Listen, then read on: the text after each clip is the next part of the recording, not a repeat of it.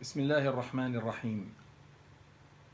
Après sa mise en garde contre le refus de la foi en Dieu, le discours coranique s'engage dans la description d'un type très particulier d'incrédulité et lui consacre tout un paragraphe que je ne réciterai pas, mais que je vous inviterai à lire avec beaucoup de soin.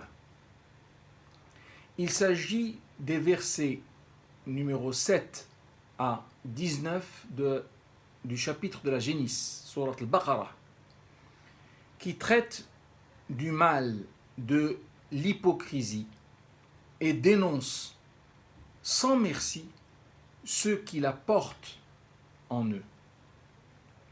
En raison du flou qui caractérise les hypocrites, la mise en garde contre ces individus est encore plus détaillée, afin qu'ils soient mieux cadrés et que les pieux, pleins de vertu, puissent mieux se protéger contre ces individus qui prétendent le contraire de ce qu'ils pensent et qui, de fait, ne peuvent être que dangereux.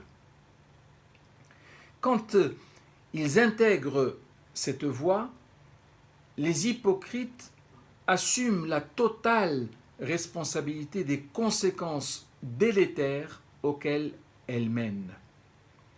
Il s'agit d'une maladie. Il s'agit d'une maladie dont beaucoup peuvent souffrir. Mais cette maladie, au pronostic réservé, n'est contractée que par ceux qui s'y exposent.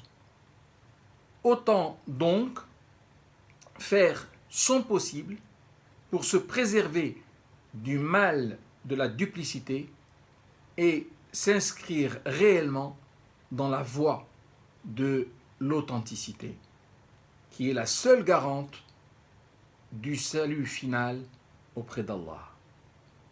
Allah subhanahu wa ta'ala, au sein de ce paragraphe, du verset numéro 7 à 19, finit par faire deux paraboles pour étayer tout ce que nous venons de dire.